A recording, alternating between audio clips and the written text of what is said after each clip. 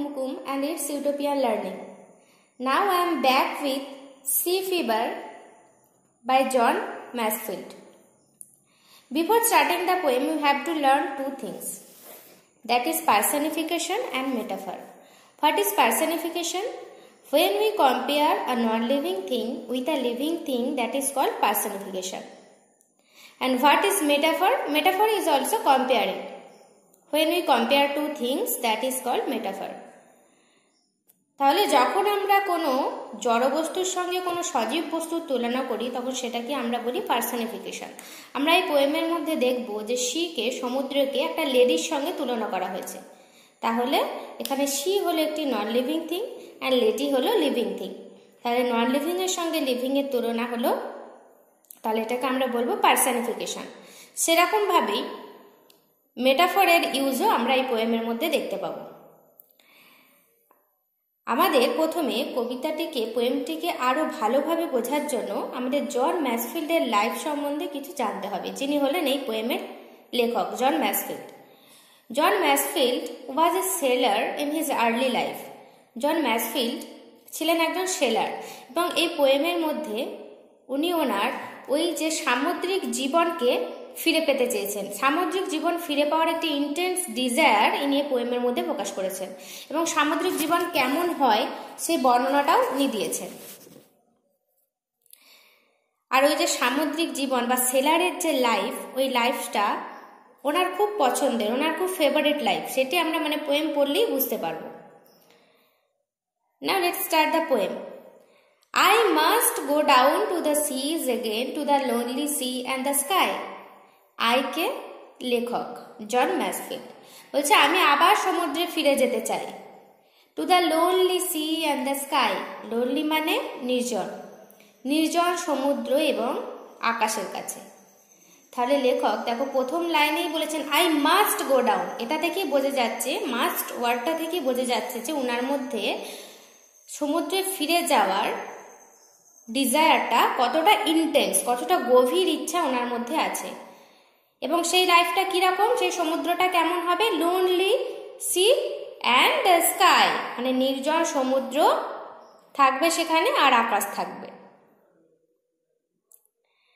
And all I ask is a tall ship and a star to steer her by.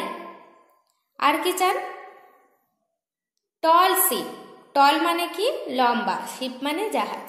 তাহলে লম্বা জাহাজ, কিন্তু এখানে মিনিংটা ঠিক ওই অর্থে আক্ষরিক অর্থে ব্যবহার হয়নি। টল শিপ মানে লম্বা জাহাজ নয়, এখানে টল শিপ মানে হচ্ছে, এখানে টল শিপ অর্থে লেখক বোঝাতে চেয়েছেন স্ট্রং শিপ, মানে খুব মজবুত একটা জাহাজ, যে জাহাজটা ওই যে সামুদ্রিক ঝড় ঝঞ্ঝা ঢেউ সব কিছু সহ্য করে এগিয়ে যেতে পারে। তাই লেখক সেরকম একটা শিপ চান। আর কি চান? And a star to steer her by. আর কি চান? আকাশে তারা চান। কিসের জন্য? To steer her by. Her কাকে বলা হয়েছে এখানে? শিপকে। তাহলে শিপের সঙ্গে একটা লেডির তুলনা করেছে। হার আমরা কখন ইউজ করি? যখন হার হলো একটা ফিমেল প্রোনাউন, মানে আমরা যখন কোনো ফিমেলের প্রোনাউন ব্যবহার করি তখন আমরা সেটাকে বলি হার। তাহলে ওই শিপটাকে রাস্তা দেখিয়ে নিয়ে যাওয়ার জন্য একটি স্টার চেয়েছেন। তার মানে কি? তিনি চেয়েছেন যেন আকাশটা পরিষ্কার থাকে, যাতে তারা দেখা যায়, আবহাওয়াটা যেন ক্লিয়ার থাকে, পরিষ্কার থাকে, যাতে তারাটা দেখা যায় আর ওই জাহাজটা খুব সহজে এগিয়ে যেতে পারে। তাহলে ফার্স্ট 4 লাইনে লেখক বলেছেন যে আমি সমুদ্রে ফিরে যেতে চাই। কিরকম সমুদ্র? না লোনলি সি, নির্জন নিরিবিলি সমুদ্র। আর কি থাকবে সেখানে? আকাশ থাকবে, আর আকাশে তারা থাকবে, যে তারাটা ওই যে টল শিপ, স্ট্রং শিপ, যেটাকে নির্দেশ দেবে, মানে ডিরেকশনটা দেখিয়ে দেবে, যাতে সহজে ওই শিপটা এগিয়ে যেতে পারে। আচ্ছা, এই পোয়েমের মধ্যে অথর, এই পোয়েমের মধ্যে কবি আমাদের রিয়েল লাইফের তুলনাও দিয়েছেন। মানে এই পোয়েমের মাধ্যমে একটা সামুদ্রিক জীবনের বর্ণনা দিয়েছেন, এছাড়াও আর একটা মিনিং আন্ডারলাইন আছে, সেটা হচ্ছে আমাদের রিয়েল লাইফ, বাস্তব যে জীবন, তার সঙ্গে তুলনা দিয়েছেন। আমি দুটো নিয়ে আলোচনা করব। And the wheel's kick and the wind song and the white sales shaking. আর কি চান? না হুইলস কিক। দেখবে জাহাজের মধ্যে একটা চাকার মতো থাকে, যেটা ওই দেখবে এরকম ভাবে ঘোরানো হয়। ঢেউ এলে, সেটা বলছে কি চাই, হুইলস কিক। হুইলস কিক মানে কি, ওই যে ঢেউ আসবে ওই ঢেউটাতে হুইলসটা মানে ওই ঢেউটা যেন হুইলসটা আটকাতে পারছে না এরকম, মানে ওই wheel's kick and the wind song. আর কি থাকবে, বাতাস থাকবে।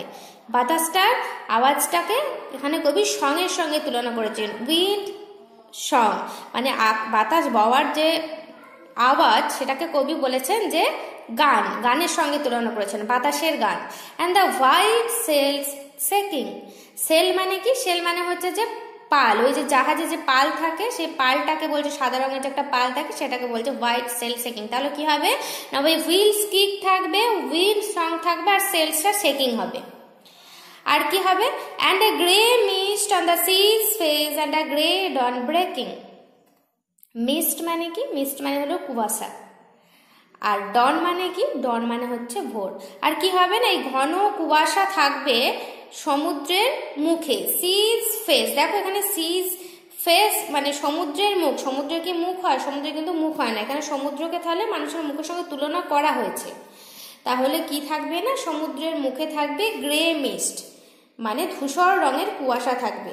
আর এই কুয়াশাটাকে কে কাটিয়ে উঠবে, and a grey dawn breaking. কি করবে না, ওই ভোরবেলা, ডন মানে হচ্ছে ভোরবেলা, যখন সবে মাত্র সূর্য ওঠে সেটাকে আমরা বলি ডন। আর টুয়াইলাইট মানে হচ্ছে যখন দিনের শেষে সন্ধ্যা হয় সেটাকে আমরা বলি টুয়াইলাইট। আর যখন ভোর হয় সেটাকে আমরা বলি ডন। তাহলে কি হবে, একটা গ্রে ডন ব্রেকিং। আর ওই ডন মানে ভোর হয়ে ওই যে ঘন কুয়াশা ওটাকে কাটিয়ে দেবে। তারপরে কি বলছে দেখো, আবার বলছে, I must go down to the seas again for the call of the running tide. আর কি আবার লেখক বলেছেন, I must go down to the sea, আমি আবার সমুদ্রে ফিরে যেতে চাই, for the call of the running tide. Running tide মানে কি, ওই যে টাইড মানে হচ্ছে যে ঢেউ, ওই যে ঢেউগুলো বয়ে চলেছে ওটাকে বলছে রানিং টাইড। মানে ওই যে বয়ে যাওয়া ঢেউয়ের ডাকে আমি আবার সমুদ্রে ফিরে যেতে চাই। আর সেই কলটা কেমন হবে, ফর দ্য কল বলেছে, তারপরে দেখো বলেছে কলটা কেমন হবে না, wild call and a clear call that may not be denied. Wild call মানে কি, এমন একটা কল যেটা কন্ট্রোল করা যায় না। তাই বলছেন ওই যে বলছে ওই কলটা কেমন হবে না, ওয়াইল্ড হবে, wild call and clear call, একদম মানে খুব পরিষ্কার একটা কল যেটা কন্ট্রোল করা যায় না, মানে যেটা ডাক শুনে থাকা যায় না, যেটাকে কবি মানে না গিয়ে থাকতে পারবেন না, ওই ডাকে কবিকে যেতেই হবে, যে that may not be denied. And all I ask is a windy day with the white clouds flying. আর কি চান, আর চান উইন্ডি ডে। উইন্ডি ডে মানে একটা ডে যেটা বাতাসে পরিপূর্ণ, আর উইথ হোয়াইট ক্লাউডস ফ্লাইং, আর আকাশে কি হবে না, সাদা মেঘেরা ভেসে বেড়াবে। তাহলে এমন একটা দিন কবি চান যেটা একদম বাতাসে পরিপূর্ণ। বাতাস কেন চায় না, জাহাজ যেতে গেলে কি বাতাস চাই, তখনকার দিনে তো ইঞ্জিন ছিল না, পালতোলা জাহাজ ছিল, তো পালতোলা জাহাজে যেতে গেলে ওই উইন্ডটা খুব একটা ভাইটাল রোল প্লে করতো, তখন ইঞ্জিন ছিল না, তো ওই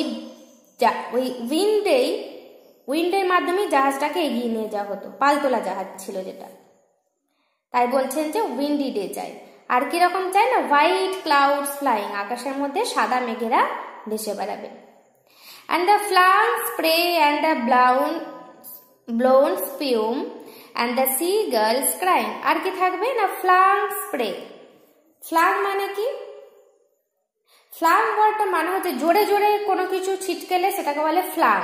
flung spray and the blown spume. Spume মানে কি ফেনা, ওই যখন সমুদ্রের জল দেখবে খুব জোরে আছড়ে পড়ে, দেখবে এতই জোরে আছড়ে পড়ে যে ফেনার মতো হয়ে যায়, সাদা সাদা ফেনার মতো হয়, সেটা তাহলে কিরকম হবে, ওই রকম জল আছড়ে পড়বে আর সেটা থেকে কি তৈরি হবে, ফেনা তৈরি হবে। আর কি থাকবে ওখানে, and the sea girls crying. Seagull কি, সিগাল হলো এক ধরনের সামুদ্রিক পাখি, ওই সামুদ্রিক পাখির ডাকটা এমনই, মানে ডাকটা শুনলে মনে হবে যেন পাখিটা কাঁদছে, অ্যাকচুয়ালি কাঁদে না, ওর ডাকের আওয়াজটাই ওরকম। তাই কি থাকবে না, ওই ফ্লাং স্প্রে থাকবে, ব্লোন স্পিউম থাকবে, আর সিগালস ক্রাইং, ওই সামুদ্রিক পাখিটার ডাক থাকবে। আবার লেখক বলেছেন দেখো ওনার ডিজায়ারটা কতটা ইন্টেন্স যে উনি বারে বারে এই কথাই বলেছেন, I must go down to the seas again, আমি আবার সমুদ্রে ফিরে যেতে চাই, to the vagrant gypsy's life. আচ্ছা, ভ্যাগ্রেন্ট ডিসপ্রি মানে কি এটাকে বুঝতে হবে। ভ্যাগ্রেন্ট ডিসপ্রি মানে হচ্ছে যাযাবর, যাযাবর যে ভ্যাগাবন্ডের যে লাইফ সেটাকে বলা হয় ভ্যাগ্রেন্ট ডিসপ্রিস লাইফ। আচ্ছা, লেখক এখানে এই যে ভ্যাগ্রেন্ট ডিসপ্রি এর মাধ্যমে যাযাবরের জীবন চেয়েছেন, মানে লেখক একটা ফ্রি লাইফ চেয়েছেন, ফ্রি লাইফ পাওয়ার ইচ্ছা প্রকাশ করেছেন, যেন লাইফটার ফ্রিডম চেয়েছেন, তার জন্য বলেছেন ভ্যাগ্রেন্ট ডিসপ্রি। যাযাবর মানে কি, যাদের জীবনে কোনো বাধা ধরার নিয়ম নেই, যারা কি করে একবার এখানে থাকে একবার ওখানে থাকে এরকম। তাই লেখক বলেছেন, লেখক ওই যাযাবরের জীবন পেতে চেয়েছেন। যাযাবরের জীবন পেতে চেয়েছেন মানে কি, উনি একটা ফ্রি লাইফ চেয়েছেন, লাইফে ফ্রিডম চেয়েছেন। উনি সমুদ্রে যেতে চান, আর সমুদ্রের ওই লাইফটা কেমন হতে হবে না, ফ্রিডম থাকতে হবে এই লাইফের মধ্যে, একটা ফ্রি লাইফ লেখক চেয়েছেন। To the girl's way and the whale's way where the winds like a whetted knife. To the girl's way, girls কি, গার্লস মানে ওই সি গার্ল যে পাখিটার কথা আগে পড়লাম, ওই পাখিটাই, ওই পাখিদের রাস্তায়, whale's way, whale মানে কি তিমি মাছ, তিমি মাছের রাস্তায়, and winds like a whetted knife, আর কি না ঠান্ডা বাতাস, whetted knife মানে কি ঠান্ডা বাতাস যেটা ছুরির মতো আঘাত করে। দেখো এখানে কিন্তু মেটাফর ইউজ হয়েছে, ঠান্ডা বাতাসটাকে ছুরির সঙ্গে ব্যবহার করা হয়েছে, তাহলে ঠান্ডা বাতাসের সঙ্গে ছুরির তুলনা, এটা হলো মেটাফর। এটা এখানে যদি লিভিং থিংস এর সঙ্গে তুলনা করা হতো তাহলে কিন্তু এটা পার্সনিফিকেশন হয়ে যেত, কিন্তু এখানে ছুরির সঙ্গে তুলনা হয়েছে। দেখো whetted knife, wind's like a whetted knife, মানে এমন একটা ঠান্ডা বাতাস থাকবে যেটা মানে ছুরির মতো। তার মানে লেখক বলেছেন যে এই যে লাইফটা, যেটা ভ্যাগ্রেন্ট ডিসপ্রিস লাইফ, গার্লসের ওয়েতে, হোয়েলসের ওয়েতে, গার্লস হোয়েলের মতো যে ফ্রি লাইফ, ভ্যাগাবন্ডের মতো যে ফ্রি লাইফ, সেই লাইফটা যে সবসময় ভালো হবে তারও কোনো মানে নেই, কখনো কখনো কিন্তু এটা ছুরির মতো আঘাতও করবে। যার জন্য বলেছে দেখো where the wind's like a whetted knife, যেখানে বাতাসটা থাকবে ঠিক ছুরির মতো ঠান্ডা বাতাস, যেটা গায়ে লাগলে মনে হবে যেন একদম কেটে দিয়ে যাচ্ছে। And all I ask is a merry yarn from a laughing fellow rover. Mary yarn মানে কি, মেরি ইয়ার্ন মানে হচ্ছে হ্যাপি স্টোরি, মানে খুশির যে গল্প, আনন্দের যে গল্প। মেরি মানে গল্প, তোমরা জানো। কে থাকবে, লাফিং ফেলো রোভার, মানে উনি আরেকজন সঙ্গী চেয়েছেন, আরেকজন ট্রাভেলারকে উনি চেয়েছেন, যিনি ওনার সঙ্গে ওই হ্যাপি স্টোরি মানে আনন্দের মুহূর্ত ওনার সাথে শেয়ার করবেন। এমন একজন সঙ্গী চান যিনি ওনার আনন্দের স্মৃতিগুলো লেখকের সঙ্গে শেয়ার করবেন, ভাগ করে নেবেন। And quiet sleep and a sweet dream when the long trik's over. আর কি চান, একদম লাস্টে দেখো বলেছে যে quiet sleep and a sweet dream when the long trik's over. এখানে যদি আমরা পোয়েমে যেটা লেখা আছে সেটা যদি পড়ি তাহলে এটা বোঝায় যে আর কি চান না, কোয়াইট স্লিপ মানে একদম শান্ত, কোনো রকম ডিস্টার্ব ছাড়া একটা ঘুম চান, একটা সুইট ড্রিম আর খুব মিষ্টি স্বপ্ন চান। যখন কি, when the long trik's over, যখন ওনার ডিউটি শেষ হয়ে যাবে, যখন ওনার ডিউটি শেষ হবে তখন উনি একটা স্লিপ আর সুইট ড্রিম চান। ট্রিক মানে কি, ট্রিক মানে ওই জাহাজে যারা ডিউটিতে থাকেন তাদের 4 ঘন্টা করে ডিউটি দিতে হয়, 4 ঘন্টা ডিউটি দেন, তারপরে আবার 8 ঘন্টা রেস্ট, আবার তারপরে ওনার ডিউটি আসে। এইটাকে বলা হয় ট্রিক। এই যে 4 ঘন্টার যে ডিউটি, ওই যে হুইলটা থাকে, প্রথমে যে হুইলটা বলেছে না, ওই হুইল থাকে, ওই হুইলটা বসে বসে কন্ট্রোল করতে হয়। ওই এক একজনের ডিউটি থাকে 4 ঘন্টা করে, 4 ঘন্টা ওইভাবে ডিউটি করে, তার থাকে 8 ঘন্টা রেস্ট, আবার ওই 8 ঘন্টায় অন্যজন ডিউটি করেন, আবার তারপরে ওই 8 ঘন্টা কেটে গেলে আবার অন্য একজন 4 ঘন্টা ডিউটি করেন, এইভাবে ওখানে ডিউটি শিফটিং হয়। সেটাকেই বলা হচ্ছে এখানে ট্রিক্স। কিন্তু এটা যদি ইনার মিনিং বা আন্ডারলাইন মিনিং আমরা দেখি, তার মানে লেখক এখানে কিন্তু মৃত্যুর কথা বলেছেন। মানে লেখক বলেছেন যে একটা কোয়াইট স্লিপ চাই, স্লিপ মানে এখানে মৃত্যুর কথা তুলনা করা হয়েছে। আর কি চাই, যখন when the long trik's over, এখানে ট্রিক মানে ডিউটি, কিন্তু লেখক বলেছেন মানে আন্ডারলাইন মিনিং বুঝতে গেলে আমাদের জীবনের কথা বলেছেন, যখন আমাদের মানে শেষ নিঃশ্বাস ত্যাগ হয়ে যাবে, আমাদের জীবন যখন ওভার হয়ে যাবে, মানে লাইফ যখন শেষ হয়ে যাবে, তখন লেখক কি চান, একটা কোয়াইট স্লিপ চান, মানে একটি মানে শেষ নিদ্রা যাকে বলে, শেষ নিদ্রা চান এবং সুইট ড্রিম চান। এখানে লেখক যে কেবল সমুদ্রের কথা বলেছেন তাই নয়, উনি কিন্তু এখানে আমাদের লাইফের কথাও বলেছেন যে এরকম বলেছেন যে আমাদের লাইফটাও এই শিয়ের লাইফটা যেমন কি কখনো ভালো সময় কখনো খারাপ সময়, সেরকমই আমাদের লাইফটাও সেরকমই, কখনো ভালো সময় আসবে কখনো খারাপ সময় আসবে, কিন্তু সেটিকে আমাদের শক্তভাবে ধরে এগিয়ে যেতে হবে। যখন মনে হবে এগিয়ে যাওয়াটা খুবই কঠিন, কিন্তু তবুও শক্ত করে ধরে এগিয়ে যেতে হবে। যেমন শিপের হুইলে যখন ঢেউ ভেসে পড়ে সেটাকে ঘোরানো খুব কষ্টকর হয়ে যায়, কিন্তু তবুও সেটাকে জোর করে ঘুরিয়ে শিপটাকে সঠিক দিকে নিয়ে যাওয়া হয়। সেরকমই আমাদেরও লাইফে অনেক প্রবলেম আসবে, যখন আমাদের মনে হবে যে না এগিয়ে যাওয়া হয়তো লাইফে মুভ করা অসম্ভব, কিন্তু তখনও আমাদের নিজেদের শক্ত করে ধরে আমাদের লাইফটাকে ঠিক দিকে এগিয়ে নিয়ে যেতে হবে। That's all about sea fever. Thank you.